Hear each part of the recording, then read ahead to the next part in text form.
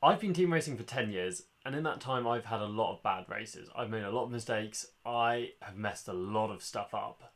But one race really stands out as maybe the most embarrassing race of my life.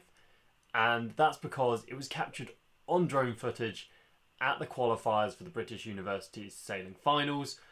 And I have very kindly been granted permission to use this footage to do my own review of this race, which a lot of people saw after I made a lot of mistakes. But I think there's some really good learning points for a lot of people from the mistakes I made here, and I really want to share it and see what we can learn from all the things that I messed up. Now, the footage only starts from Mark 1, so you can't see all the mistakes I made before Mark 1. So, without further ado, let's start watching. As we approach Mark 1 here, I am in the 6, my team's in blue, and we have what looks like here, it's a 2-4-6 or a 2-3-6, we're not quite sure yet. And what's really interesting about this race is it's at Spinnaker Sailing Club, which is a renowned, really shifty lake, and we've swapped to cut down sails. So it was really, really windy, and we've had some really huge gusts coming through, which you're going to see in a minute, and we switched to cut downs. But on the top reach here, we're actually in a really, really calm spot without very much wind. We're racing against Oxford University, and I am in the 6. I'm in last place. We're in a losing combination, and we have to get back into the race somehow.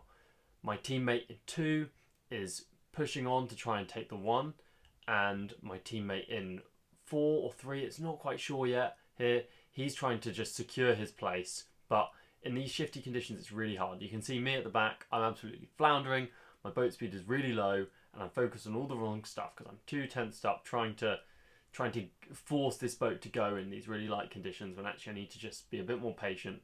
Now at Mark 2 I do actually do one of my few nice manoeuvres in the race, which is, as I think we're going to be in this 2-3-6 position, I want to prevent the boat in 5 from hitting back on me and slowing me down, because if they're in a 1-4-5, the classic thing which a 1-4-5 combination needs to do to stay in the lead is the boat in 5 hits back on 6 to put a bit of a gap in and allow the boat in 4 to press on. And now you can see as we pan upwards all of these huge gusts coming down the lake. It's really weird, shifty conditions, hard conditions to sail in. And I'm still in 6, but I've created this big gap with boat 5, which means that they can't luff me because it's very easy for me to break the overlap.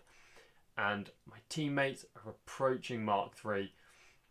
Now here's the point when my teammate is going to try and put in a conversion to get us through, but unfortunately the enemy breaks the overlap and we're not able to convert me through, we're just able to secure the 2-3. So now we're in a 2-3-6, and this is a point in the race where I make a really vital error, which is that I let my ego get the better of me here, and instead of hanging back and trying to roll over the lower boat here, or just let my teammates have the space to put a jibe back in, I think that I can roll that boat on the top there, and instead I can't get over the top, and they're able to luff me really high, put in a really big gap and keep me in 6. And if I hadn't let my ego get in the way then my teammates would have been able to convert me through, and I would have already been converted out of 6, and it would really have taken the pressure off on the beat. As it happens, the pressure's really on the beat.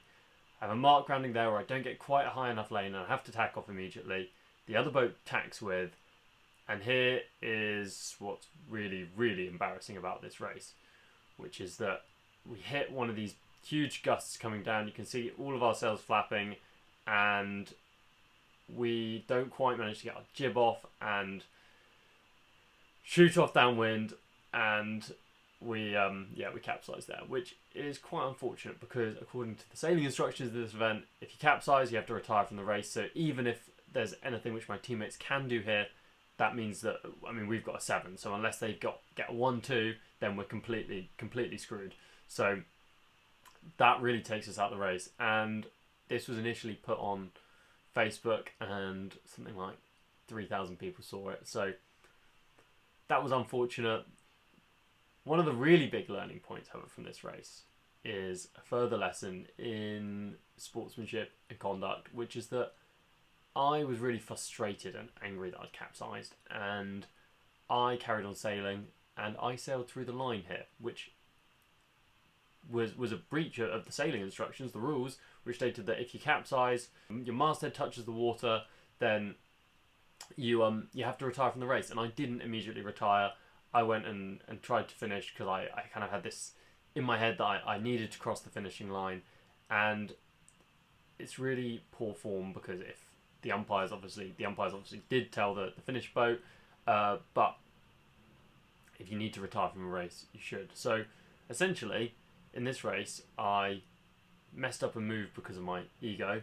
I did some really bad boat handling and was complacent out of that tack. As I tacked off, I thought my team kind of had it, and I didn't keep the boat driving as well as I should have. I didn't keep my head out the boat, and then at the end, I let my ego get the better of me again, and didn't comply with the rules. And my big lesson for anyone watching this is that first of all, everyone makes mistakes, and every mistake is a learning opportunity, and I'm never going to do any of those mistakes again in my racing. And